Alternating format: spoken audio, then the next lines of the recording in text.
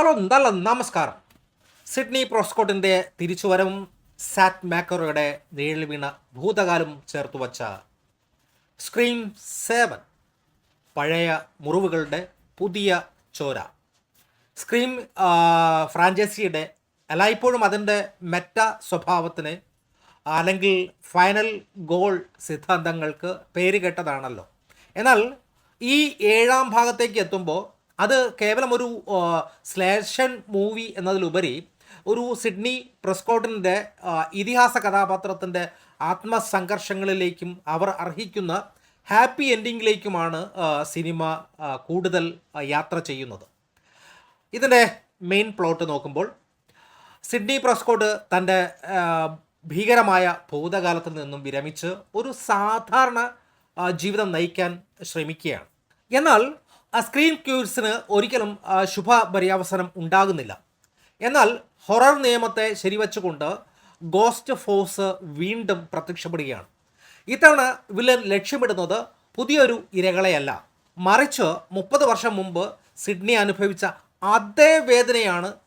സാറ്റ് മാക്കറുടെ പേരുയർത്തുന്ന വരുന്നതോടുകൂടി Sydney തൻ്റെ പഴയ Avengers ഏഞ്ചൽസിലേക്ക് അല്ലെങ്കിൽ ആ രൂപത്തിലേക്ക് മടങ്ങാൻ നിർബന്ധിതയാകുകയാണ്. ഇതിൻ്റെ കഥയും ഇതിൻ്റെ മെയിൻ പ്ലോട്ടും എല്ലാം തന്നെ പണ്ടത്തെ ഒരു നൊസ്റ്റു, പഴയ കാലത്തെ ഒരു 30 വർഷങ്ങൾക്ക് മുമ്പുള്ള ആ ഒരു ഗോസ്റ്റ് ഫോഴ്സിൽ നേരിട്ടിട്ടുള്ള സിഡ്നിയുടെ അതേ കരുത്തിന് കൂടുതൽ അടുപ്പിക്കുവാൻ സിനിമയുടെ ഡയലോഗുകളിൽ സൂചിപ്പിക്കുന്നത് പോലെ തന്നെ ആ ഒരു ബുക്ക് വായിക്കുന്നത് പോലുള്ള ഒരു അനുഭവമാണ് ഈ ചിത്രം ലക്ഷ്യമിടുന്നത് എന്ന് നമുക്ക് മനസ്സിലാകുന്നുണ്ട്. ഇതിൻ്റെ ആക്ടിങ് അല്ലെങ്കിൽ അതിൻ്റെ സംവിധാനം അങ്ങനെയുള്ളതിൻ്റെയൊക്കെ ഡീറ്റെയിൽ നമ്മൾ നോക്കുമ്പോൾ സിഡ്നി പ്രൊക്കോട്ട്സ് നെയ്ക്കാബോൺ തൻ്റെ കരിയറിലെ ഏറ്റവും മികച്ച പ്രകടനമൊന്നായിട്ടാണ് ഇവിടെ കാഴ്ചവയ്ക്കുന്നത്. ഒരു അമ്മയായും എന്നാൽ ഉള്ളിലെ പോരാളി അവർ നല്ല രീതിയിൽ പെർഫോം ചെയ്തിട്ടുണ്ട്. അതോടൊപ്പം തന്നെ ഗെയിൽ വൈസ്, സിഡ്നിയുമായിട്ടുള്ള ഗെയിലിൻ്റെ ആത്മബന്ധം സിനിമയുടെ ഒരു ഇമോഷണൽ അടിത്തറയാണ്. നീ എൻ്റെ കൂടെ എപ്പോഴും കൂടെ ഉണ്ടായിരുന്നു എന്ന ഗെയിലിൻ്റെ വാക്കുകൾ അവരുടെ ദീർഘകാലത്തെ ആ ഒരു സൗഹൃദത്തെ അടയാളപ്പെടുത്തുകയാണ്. പുതിയ ന്യൂജൻ അല്ലെങ്കിൽ ജെൻസി പിള്ളേരായിട്ടുള്ള സാം, താര, അവരുടെ കഥാപാത്രങ്ങളും സിഡ്നിയുമായിട്ട് ചേർന്നിട്ടുള്ള അവരുടെ പ്രവർത്തനങ്ങളും അവരുടെ കെമിസ്ട്രിയൊക്കെ വളരെ മികച്ചതായിട്ടാണ് എനിക്ക് തോന്നിയത്. ഇതിൻ്റെ മെറ്റ കമൻട്രി ഒരുപക്ഷെ സിനിമയ്ക്കുള്ളിലെ സിനിമയെക്കുറിച്ചും ഹൊറർ നിയമങ്ങളെക്കുറിച്ചുമുള്ള ഒരുപാട് കളിയാക്കലുകൾ, പരിഹാസങ്ങൾ ഇതിലും ഉണ്ട് എന്നുള്ളതാണ്.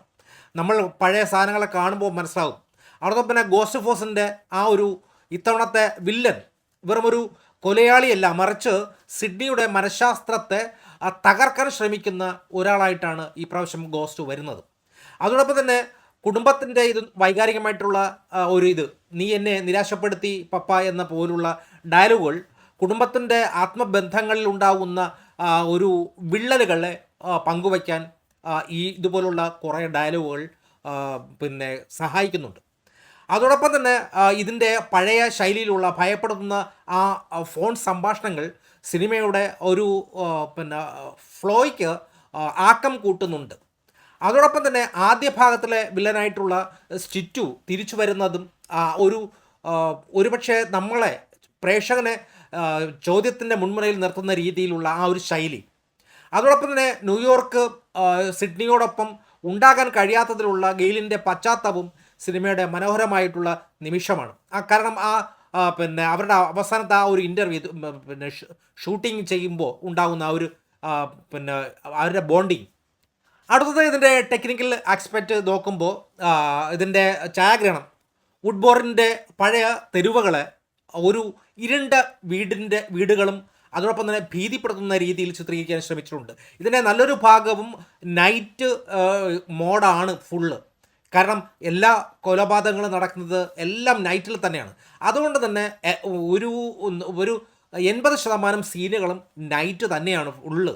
ഷൂട്ടിംഗ് ഉൾപ്പെടെ അല്ലെങ്കിൽ ആ ഡ്രാമ പ്രാക്ടീസ് ഉൾപ്പെടെ എല്ലാ സാധനങ്ങളും നൈറ്റ് ഷോട്ടുകളായതുകൊണ്ട് തന്നെ നമുക്ക് വളരെ ഗംഭീരമായിട്ട് എനിക്ക് അതിൻ്റെ പിന്നെ നൈറ്റ് ഷോട്ടുകൾ വളരെ ഗംഭീരമായിട്ടാണ് എനിക്ക് ഫീൽ ചെയ്തത്. സ്പെഷ്യലി എൻ്റെ മനസ്സിൽ ഇപ്പോഴും തങ്ങി നിൽക്കുന്ന ഒരു ഗംഭീരമായിട്ടുള്ളൊരു സീൻ എന്ന് പറയുന്നത് അവരുടെ കുട്ടികളുടെ ഡ്രാമ പ്രാക്ടീസിനിടയിൽ ആ ഒരു ഊഞ്ഞാലിൽ കിടന്നിട്ടുള്ള ഒരു ഷോട്ട്, അതിൻ്റെ ലൈറ്റിങ്, അതിൻ്റെ സൗണ്ട് ഡിസൈനിങ് ഗംഭീരം എന്ന് വെച്ചാൽ ഗംഭീരമായിട്ടുള്ള ഒരു സീനായിരുന്നു. എൻ്റെ മനസ്സിൽ ഇപ്പോഴും ബാക്കി ഏതൊക്കെ സാധനം ഉണ്ടായിരുന്നാലും ആ ഒരു സാധനം ഗംഭീരമായിട്ടുള്ളൊരു സാധനം, അതൊരു കീ മൂവ്മെൻ്റ് ആയിട്ട് എനിക്ക് ഫീൽ ചെയ്തു. അതോടൊപ്പം തന്നെ കോഫി ഷോപ്പിനകത്തുള്ള ആ ഒരു കോഫി ഡെലിവറി ചെയ്യുമ്പോൾ ആ ഒരു സ്പെസിഫിക് ആയിട്ട് ഒരു പേര് പറഞ്ഞുകൊണ്ട് ഇത് ചെയ്യുമ്പോൾ ഉണ്ടാകുന്ന ഒരു മൂവ്മെൻറ്റ് ബെസ്റ്റായിട്ട് എനിക്ക് ഫീൽ ചെയ്തു. അതോടൊപ്പം തന്നെ പഴയ സ്ക്രീൻ ടീമിനോടൊപ്പം പുതിയ രീതിയിലുള്ള ഒരു ന്യൂജൻ പിന്നെ ബാക്ക്ഗ്രൗണ്ട് സ്കോർ, ശരിക്കും പറഞ്ഞു കഴിഞ്ഞാൽ നമ്മളെ ഭയപ്പെടുത്തുന്ന രീതിയിലുള്ള ഒരു ഗംഭീരമായിട്ടുള്ള ബാക്ക്ഗ്രൗണ്ട് സ്കോറാണ്. ഗംഭീരം. ആദ്യത്തെ കപ്പിൾസിൻ്റെ ആ ഒരു ഡെത്ത് വരുമ്പോൾ തന്നെ നമ്മളെ ശരിക്കും ഭയപ്പെടുത്തുന്നുണ്ട്. അതിനു മുമ്പ് തന്നെ തുടക്കത്തിൽ കാണിക്കുന്ന ഒരു പിന്നെ ഒരു റോബോട്ടിക് സാധനം, അത് കാണുമ്പോൾ അതിൻ്റെ ഫസ്റ്റിൽ സ്റ്റാർട്ടിങ് ചെയ്യുമ്പോൾ നമ്മുടെ ഉള്ളിൽ ഉണ്ടാകുന്ന ഒരു ആന്തലുണ്ടല്ലോ, അവിടെ നിന്ന് തുടങ്ങി സാധനം ഫൈനൽ കട്ടിൽ അമ്മയും മകളും കൂടി ചേർന്നിട്ട് ക്ലൈമാക്സ് കൊണ്ട് ഹാപ്പി എൻഡിങ്ങിലാക്കുമ്പോൾ ഉണ്ടാകുന്ന ഒരു നിർവൃതി ഗംഭീരമായിട്ട് ആണ് എനിക്ക് ഫീൽ ചെയ്തത്. ഇതിൻ്റെ ക്രിറ്റിസിസം നോക്കുമ്പോൾ സിനിമ ഗംഭീരമാണ്, എനിക്ക് ഭയങ്കരമായിട്ട് ഇഷ്ടപ്പെട്ടു.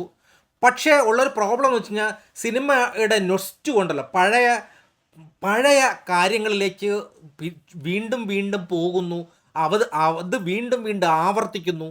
അതോടൊപ്പം തന്നെ ബില്ലി ലൂംസിൻ്റെ കുട്ടികൾ, സ്റ്റ്യൂവിൻ്റെ തിരിച്ചുവരവ്, ഒരുപാട് കാര്യങ്ങൾ ഒരേ സമയം അവതരിപ്പിച്ച് നൊസ്റ്റു അടുപ്പിച്ചിട്ട് നമ്മളെ ചിലയിടത്തൊക്കെ ഇതാക്കി ആശയക്കുഴപ്പത്തിലാക്കുന്നുണ്ട് എന്നുള്ളതാണ് സത്യം. ഇത് മാത്രമാണ് എനിക്ക് പിന്നെ നെഗറ്റീവായിട്ട് എനിക്ക് തോന്നിയിട്ടുള്ളത്.